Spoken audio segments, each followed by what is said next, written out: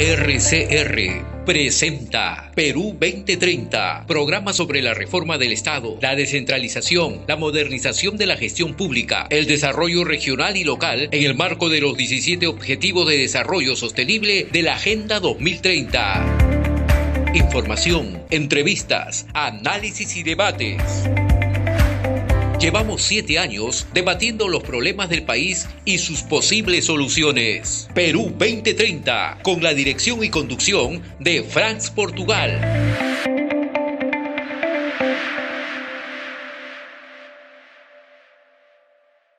Vamos pues a nuestra mesa central, que tiene como título hoy Descentralización y Desarrollo Regional, y nos estamos pues en la compañía de Efraín González de Olarte, doctor en Economía para el Desarrollo, especialista en materia de descentralización y profesor de la Universidad Católica del Perú. Efraín, acá tengo tu libro, el que acabas de publicar. Gracias. ¿No? Sí. La descentralización pasmada, desconcentración y desarrollo regional en el Perú 2003-2020. Lo hemos leído con mucha atención, y bueno, vamos a conversar sobre ese libro también hoy día, ¿no? Con este sumas creo el número 28 de libros que has publicado, pues sí, en tu larga trayectoria. ¿Cómo haces, Efraín, para escribir tantos libros? Tienen que darme la receta. ¿Ah? La receta en realidad es muy simple. Se requiere un poco de disciplina y motivación. Y a mí el Perú me motiva. Entonces, en mi trayectoria, en los inicios de mi carrera, yo dije, mi gran tarea es conocer cómo es la economía peruana desde la periferia hasta el centro. Yeah. Es por eso que me dediqué durante tiempo a ver estudios de campesinado, luego estudios regionales y luego estudios macroeconomía y economía política para entender lo que pasa en el Perú de manera global. Uh-huh. Y he publicado también un libro, ya que estamos en el momento de los publicherries, sobre el neoliberalismo en el Perú. Se llama El modelo de Washington, neoliberalismo y desarrollo económico en el Perú desde 1990 hasta el 2021, que es un análisis del proceso de reformas que hubo en el Perú desde 1990, ¿no? Entonces, en eso estoy. Muy bien. Que contento de estar en tu programa, mi querido Franz, y a tus órdenes.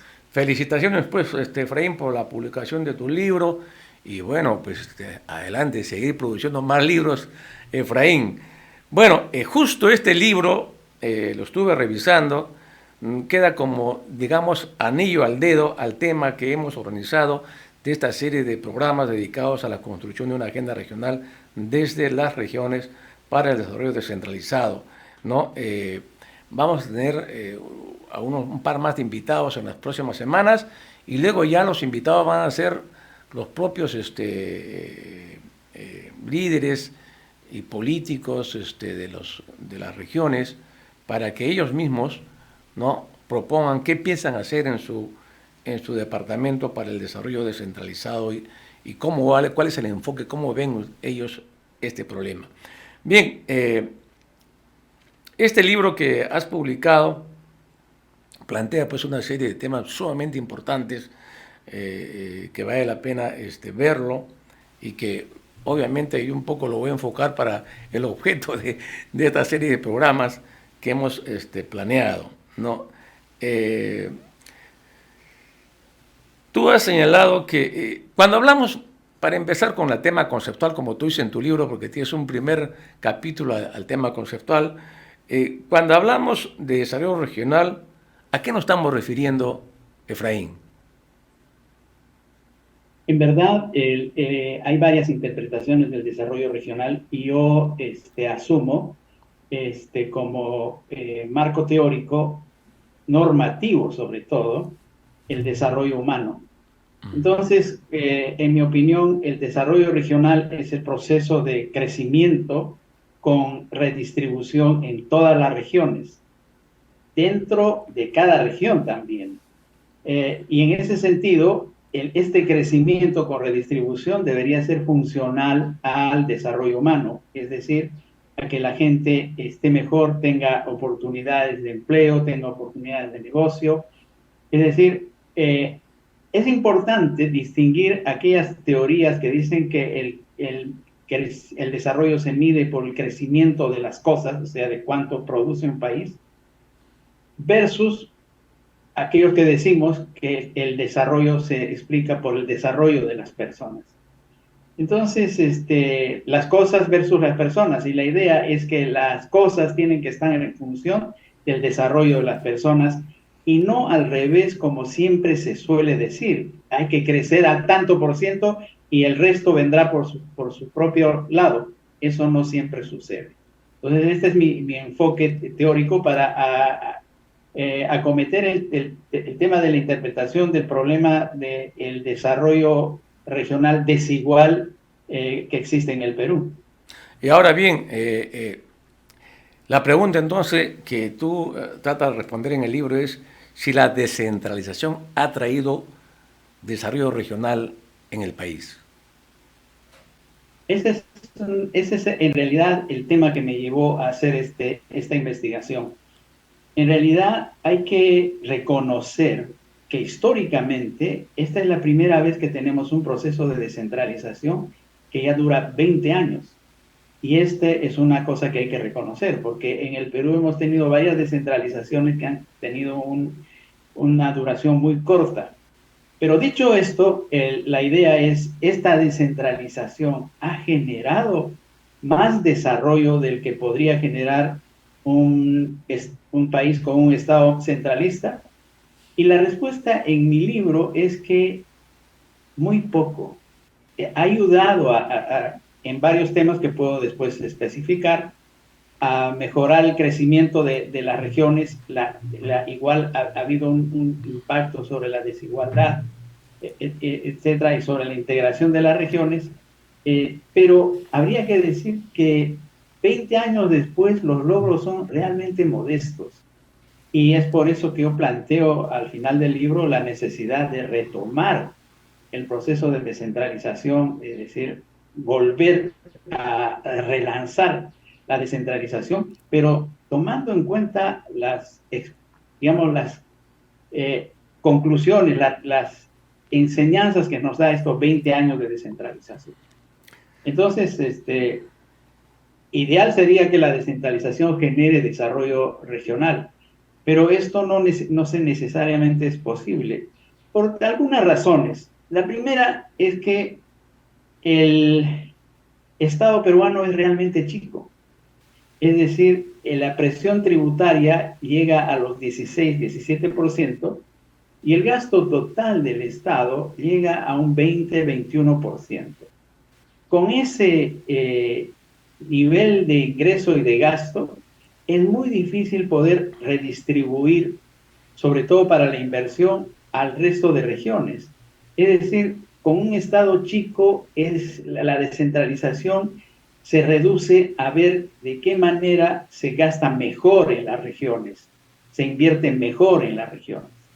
Y este es el segundo tema. El segundo tema es que no se ha invertido bien en las regiones porque el proceso de descentralización no estuvo bien hecho. Es decir, por ejemplo, la segunda etapa de un proceso de descentralización es la descentralización administrativa, es decir, dotar a los gobiernos regionales y locales de capacidades de administración para administrar lo que se les va a transferir.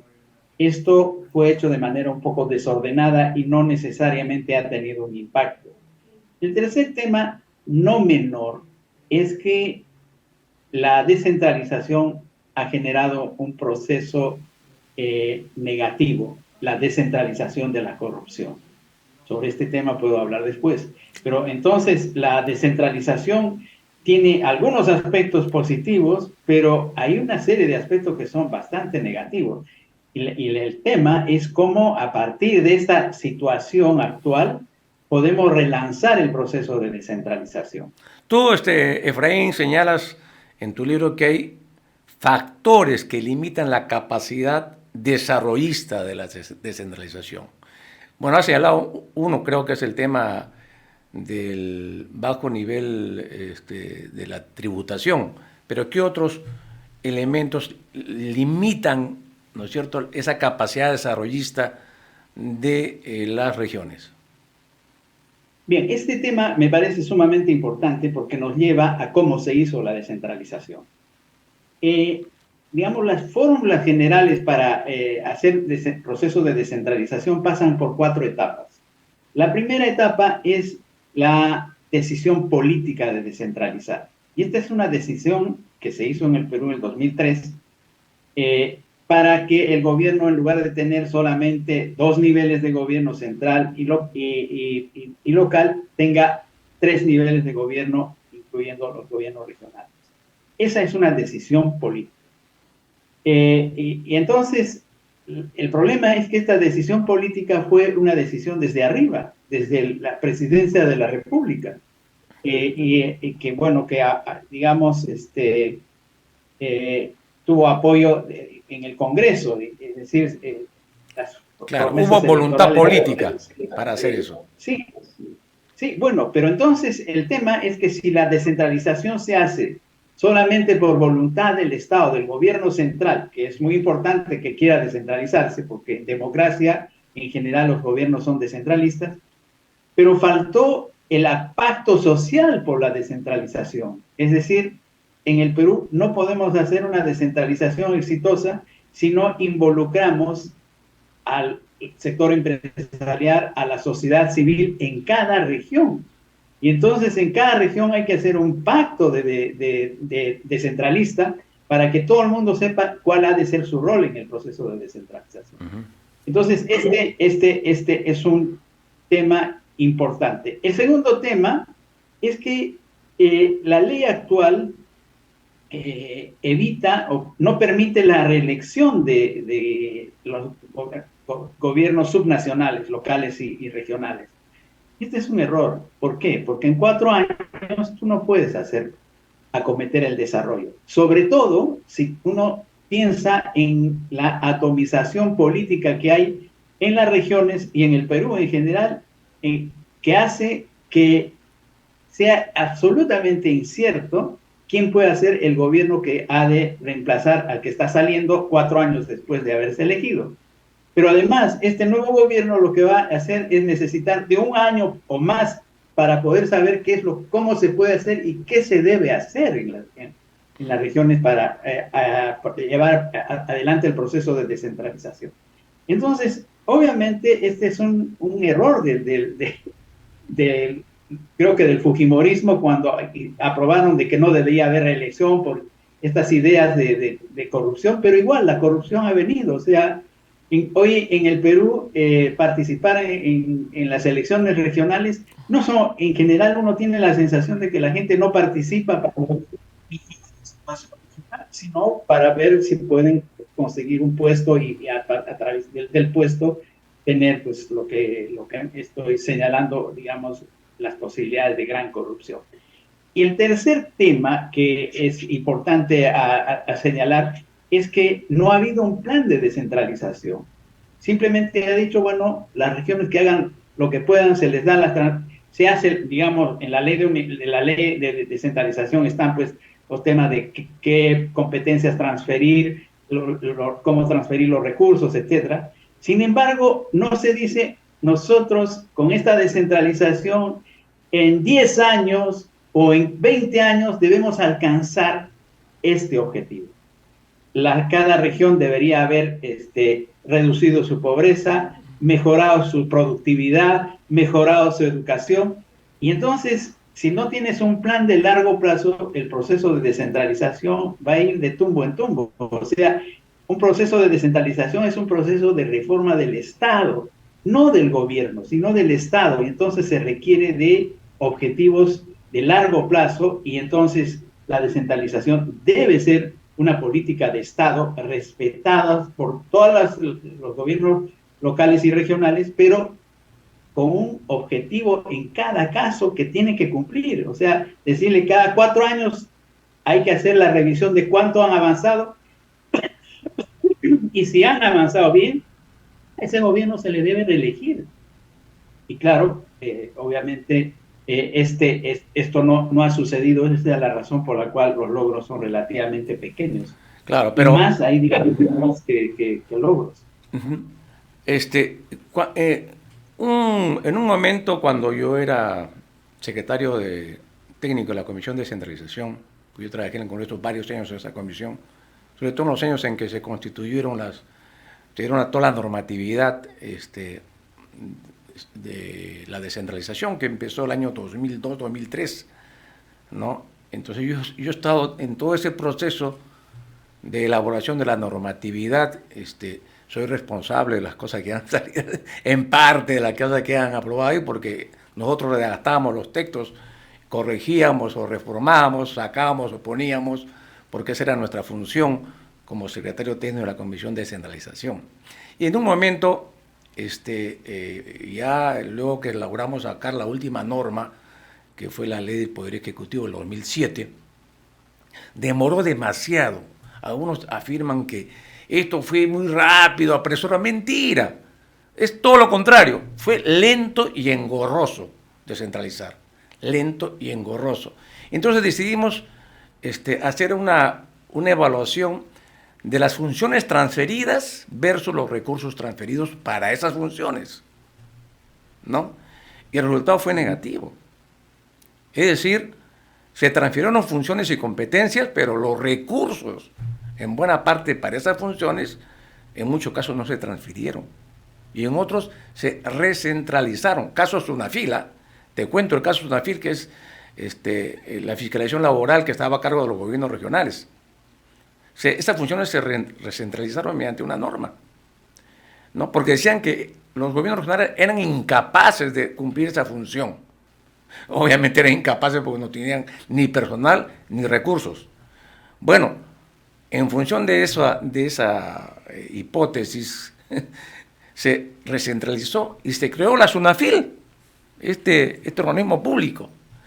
Y entonces ahí sí hubo recursos, con buenos sueldos para la burocracia centralista, y se contrató personal, ¿no?, en cada gobierno regional para cumplir esa función. Entonces ahí comenzaron a fluir los recursos que se decían, ¿no es cierto?, que no habían cuando estaba en manos de los gobiernos regionales. Ese es un caso específico y hay otros más que te podría contar. Entonces, ahí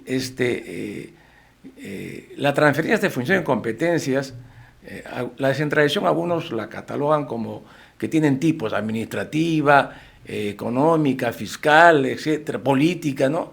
Del cual son las tesis que afirma un señor que se llama Iván Finot, ¿no?, que tú seguramente lo conoces muy bien, de la CEPAL, que publicó un texto sobre descentralización, donde hace ese tipo de tipología.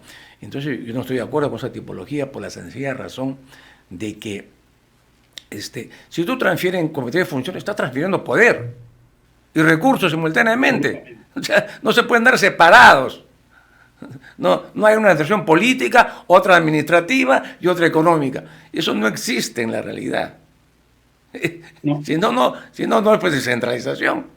Si le transfieres poder para decidir con qué recursos y con qué personal simultáneamente. O sea, no hay forma, ¿no? Ahora bien, tú dices en tu libro un tema que a mí me llamó la atención, que me parece fundamental: el tema de las desigualdades, ¿no?, regionales, ¿no? Y ahí en el libro tú señalas que hay diferentes tipos de desigualdades y los problemas que esto significa.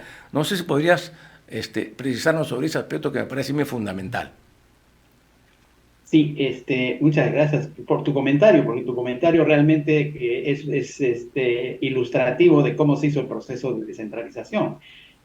Y efectivamente lo que dije hace un momento, digamos, la decisión política es la primera parte, es una decisión de transferencia de poder. Y entonces el poder tú lo recibes con recursos y con gente. El asunto es que el proceso de descentralización en el Perú fue un poco curioso. Primero se hizo la decisión política, y luego se debería haber hecho la descentralización administrativa, pero lo primero que se hizo fue transferencia de recursos, porque claro, se necesitaba tener resultados más o menos rápidos, ¿no? Y la última, luego debería venir, después de la transferencia de recursos para el gasto, o sea, transferencia por el gasto, debería venir la descentralización tributaria.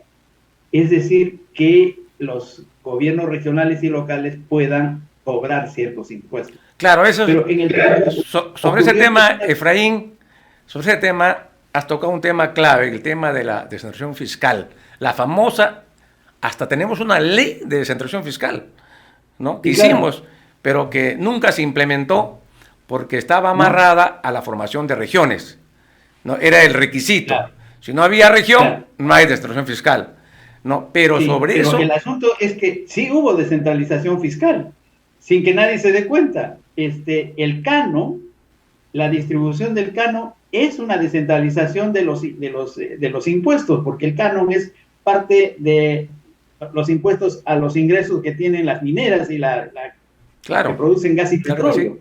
En consecuencia, esto se dio desde el primer momento en que comenzaron, o sea, la ley del canon es una ley anterior a la descentralización. Entonces, no todos los gobiernos, sino un poquito más de la mitad de los gobiernos regionales recibieron canon. Entonces, están recibiendo un recurso que además no se devuelve al Estado si no lo puedes gastar, como es en el caso de los gastos corrientes.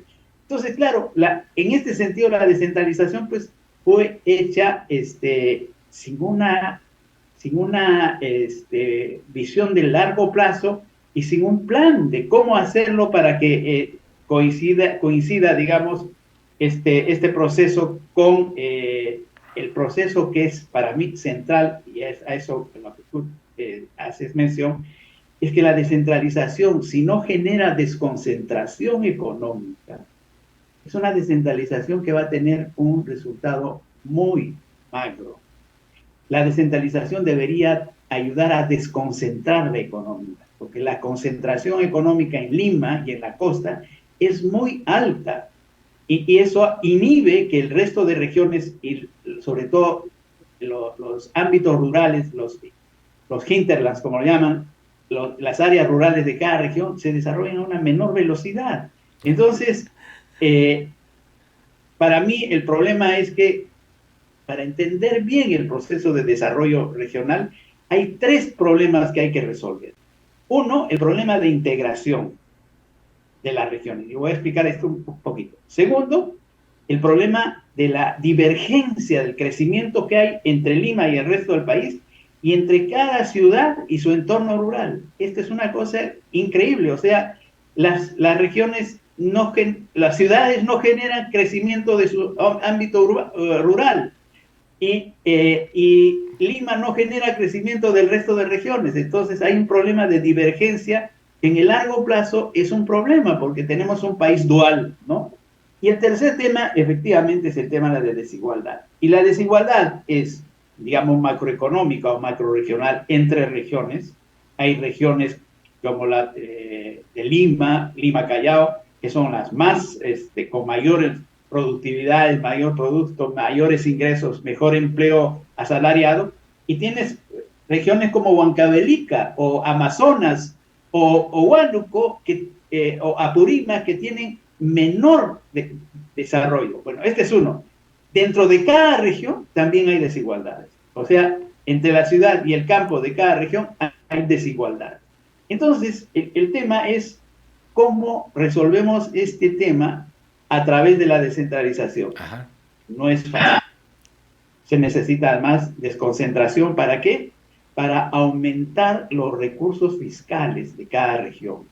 Porque como decía al inicio, con el escaso recurso que tiene el Estado peruano, no vamos a poder descentralizar. El Perú necesita llegar a un 22-23% de presión tributaria para poder descentralizar, porque entonces son esos recursos los que te permiten integrar a las regiones, reducir la desigualdad, y sobre todo que permiten que la divergencia se vaya convirtiendo en una convergencia, porque la idea del desarrollo de un país es que todas las regiones en el largo plazo se vayan pareciendo, vayan teniendo los mismos niveles de ingreso, los mismos niveles educativos, etc. Entonces, ese es el desarrollo regional en el largo plazo. ¿De acuerdo? Y, Entonces, solamente para explicar el tema de integración, porque este es un tema que tiene que ver con los gobiernos locales y regionales. Integración es, primero, integración física. Segundo, integración económica y luego integración estatal. Esas son las tres integraciones. La primera, integración física es comunicaciones, mejores carreteras, mejor comunicación, mejor internet, etc. En eso se ha avanzado, está en el libro, o sea, ahí se ha avanzado bastante. Integración económica significa que la gente se incluya cada vez más en los mercados. Y el mejor indicador de que hay una integración económica es que el mercado de trabajo genera más empleo asalariado, aunque sea informal, pero que sea asalariado. Que el asalariado tiene un patrón, un inversionista, un empresario que lo contrata, o el mismo Estado. Entonces, esto hace que haya una relación social más importante. El segundo tema de integración económica es la integración bancaria. Es decir, en el Perú hay muchas regiones que tienen muy poca integración bancaria, es decir, no piden mucho préstamo o tienen muy poco ahorro, y entonces esta integración es fundamental. Y la integración estatal es incorporar a la gente para que pague impuestos, pero claro, si son pobres, si tienen bajas productividades y bajos ingresos, no pueden pagar impuestos directos y solo van a pagar impuestos indirectos, que en general son impuestos son impuestos que hacen más pobres a los pobres, ¿de acuerdo? Y entonces, y luego, claro, la otra integración es que los gobiernos regionales y locales puedan aumentar su recaudación de impuestos. Pero para esto se requiere formalizar. Hay un problema de formalización, porque tú... Y una reforma tributaria, Efraín.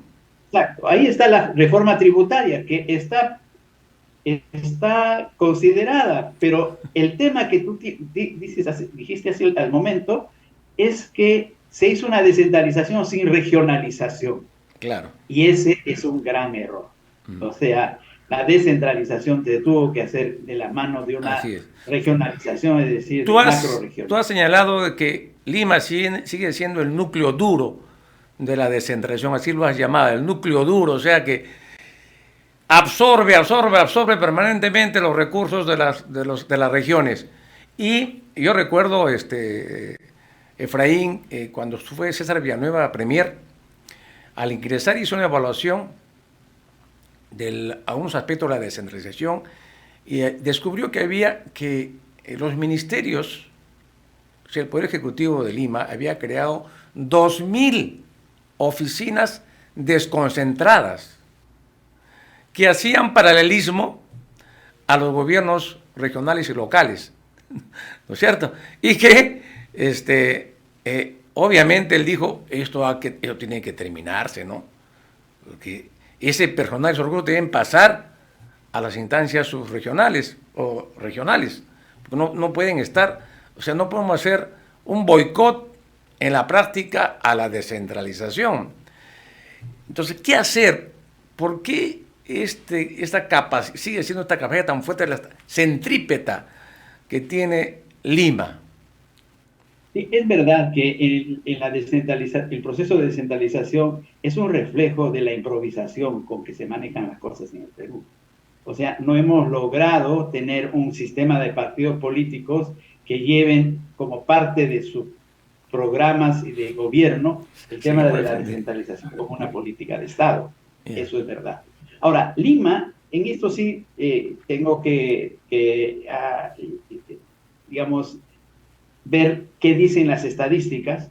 Lima en realidad no absorbe recursos del resto de las regiones. El problema de Lima es que tiene muy pocas relaciones con el resto de regiones. ¿En qué sentido? En un sentido muy económico. Lima exporta a todas las regiones productos industriales y servicios, pero Lima no compra productos de otras regiones salvo las que están alrededor de Lima. Entonces, la balanza comercial de Lima es una balanza comercial superavitaria. Y eso es lo que genera el problema. Y entonces las otras regiones tienen balanzas deficitarias. Y entonces, ¿cómo se resuelve este tema que es un problema económico, un problema macroeconómico? La forma como se resuelve es que ese déficit lo llena con el gasto del Estado.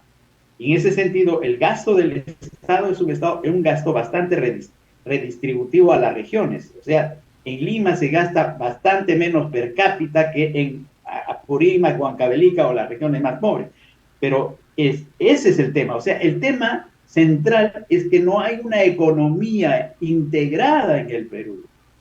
Yo había propuesto todavía en la época de Valentín Paniagua un programa de desarrollo que se llamaba el DIDE, que significaba desarrollo integrador, descentralizado y exportador. Desarrollo integrado, o sea, lo que he señalado, hacer más carreteras, integrar más a la gente, tener más mercado de trabajo, más inversión. Eso quiere decir que tiene que haber un proceso de desconcentración. Esa era la parte integradora. O sea, tú integras físicamente, a través de los mercados e institucionalmente. Esa es una cosa fundamental para que la descentralización, como, digamos, política de reforma del Estado funcione y tenga éxito en el futuro. Bien. Y luego, claro, integrador descentralizado, o sea, desconcentrado más bien, es decir, tiene que haber una voluntad de invertir más, proporcionalmente más en las regiones que en Lima. Y luego exportador, es decir, las regiones tienen que exportar no necesariamente al exterior, sino dentro del país. O sea, nuestras regiones, cuando yo pregunto, a ver, ¿cuál es el producto de Tumbes que consumen en Puno? No hay. Pero sí puedo decir que los productos que se consumen en todo el Perú sí se producen en Lima. Entonces, esa exportación dentro del país debería ser un tema central. Efraín, y luego, claro, exportar hacia afuera, ¿no? Vamos a hacer una breve pausa, nos están pidiendo. Vamos a hacer una breve pausa y regresamos dentro de breves instantes para seguir conversando contigo. Volvemos. Ya, encantado. Ya retornamos con Perú 2030.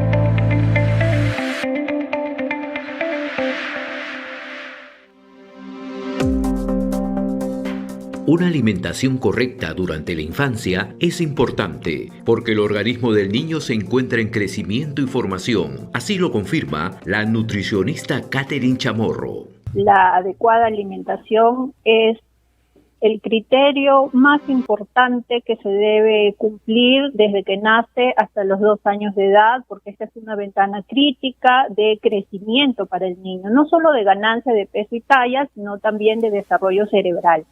Entonces, la adecuada nutrición en esta edad va a marcar en realidad el futuro, además del niño, ¿no? Por eso tenemos que garantizar que los niños estén bien alimentados para que tengan un adecuado estado nutricional, gocen de buena salud y tengan un crecimiento y desarrollo saludable. Ten en cuenta que una buena alimentación del niño le permitirá buen crecimiento, óptima capacidad de aprendizaje, comunicarse, pensar, un correcto desarrollo psicomotor y, en definitiva, para la prevención de factores de riesgo que influyen en la aparición de algunas enfermedades. Te lo recuerda RCR, Red de Comunicación Regional. La red que comunica y une al Perú.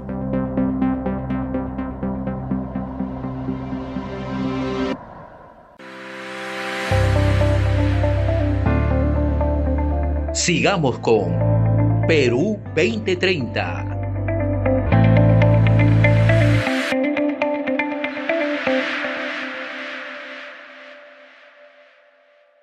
Bien, volvemos entonces con Perú 2030. Hoy día estamos conversando con Efraín González Dolarte, economista formado para el desarrollo. Efraín, un tema que tú tratas en tu libro y que ya lo mencionaste es el tema de la corrupción. ¿La corrupción se descentralizó o la descentralización creó corrupción? ¿Cómo es el asunto? A ver, hay una cosa de fondo, en primer lugar. es sabido que en el Perú, cuando hay crecimiento económico, aumenta la corrupción. Eso lo ha analizado Quirós en su famoso libro sobre la corrupción en el Perú. Entonces, en el Perú hemos tenido pues lo que se llama el boom de los commodities, o sea, desde más o menos 2010 hasta el 2016, los precios de los metales fueron muy favorables para el Perú. En consecuencia, hubo mucho recurso y sobre todo hubo mucho recurso del canon. Y entonces uno puede hacer anécdotas sobre cómo se usó el canon en muchas regiones, y es porque no había pues una dirección de cómo la propia ley no decía cuáles son las prioridades que tú tienes que establecer para que la inversión sobre la base de los recursos del canon tenga un carácter acumulativo hacia el desarrollo. Entonces, el tema de la corrupción aparece pues como que por dos razones. Primero, hay plata. Segundo, hay muy poco control, o sea, la Contraloría no controla. Y lo peor de todo es que la ciudadanía tampoco. Nuestra democracia es una democracia que funciona en las elecciones y después se apaga. No hay control progresivo, no hay reuniones anuales de los gobiernos locales y de los gobiernos regionales dando cuenta de cómo lo han hecho. Además, tratan de no hacerlo. Entonces, ese es un tema. El otro tema es la debilidad del Poder Judicial. Mira, en el Perú, según Eduardo Bayo, hay 2018, al 2018 habían 2.059 autoridades procesadas por la Procuraduría Anticorrupción. 2.059, de las cuales 57 gobernadores, 344 alcaldes provinciales, 1.658 alcaldes distritales. Es decir, la corrupción ha sido generalizada, es decir, los recursos del Estado se usan para fines particulares, lo cual es un delito, y no hay sanción. O sea, el Poder Judicial, la Contraloría no tienen capacidad de sancionar. Entonces, y esto está peor ahora, con todos los problemas que tenemos con la Fiscalía, con el Congreso, etcétera. Aunque, Efraín, la gran corrupción está en Lima. Nadie va a controlar a nadie. ¿No? La gran corrupción está en Lima.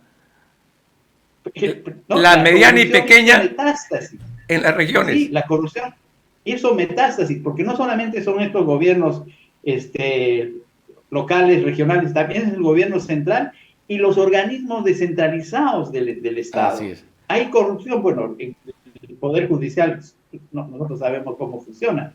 Entonces, la corrupción ha hecho metástasis. Y este es un gran desafío.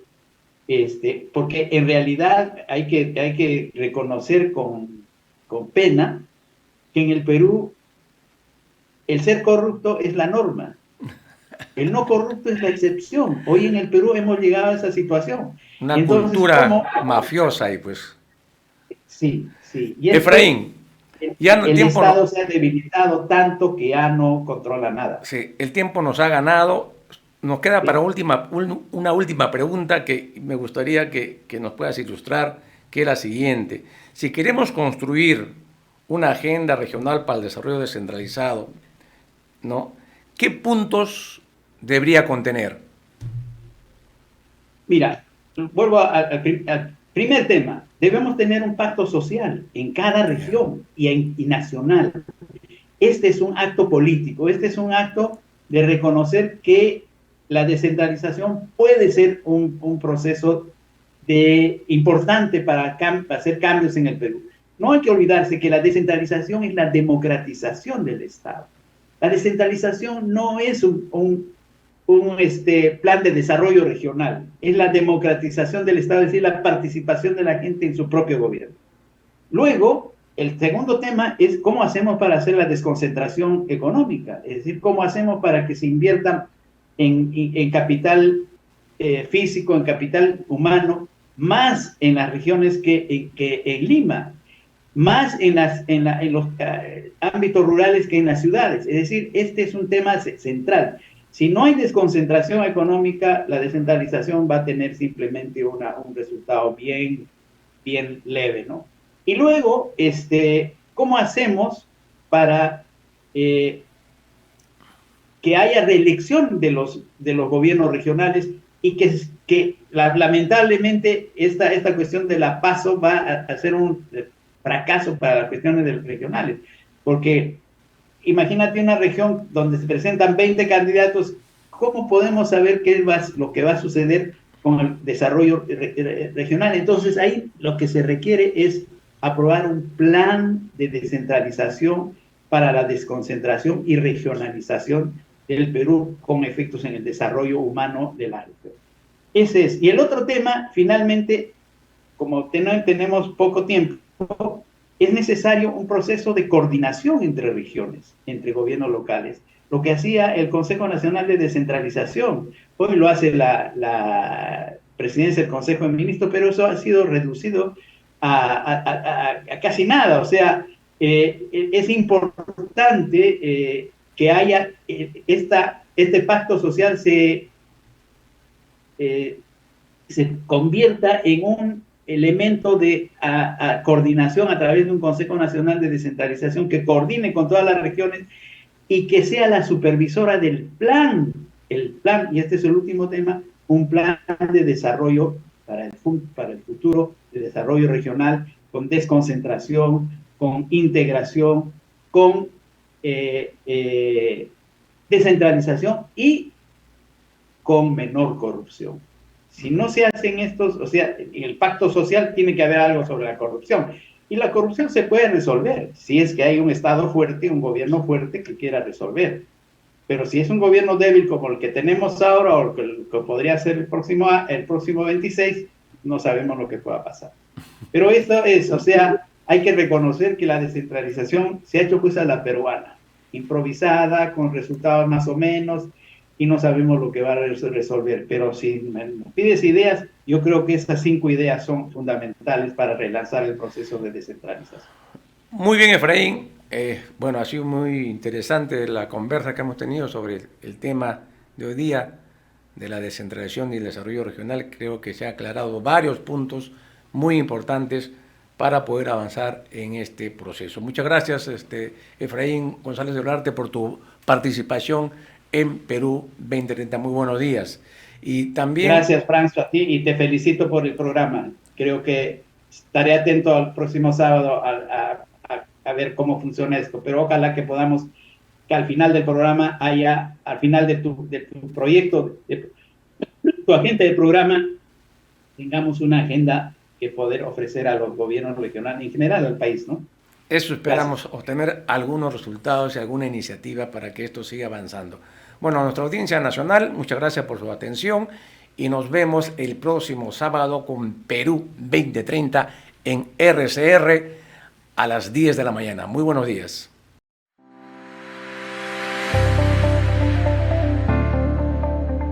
RCR presentó Perú 2030. Retornamos en nuestra próxima edición con más información, entrevistas, análisis y debates sobre los problemas del país y sus posibles soluciones. Perú 2030.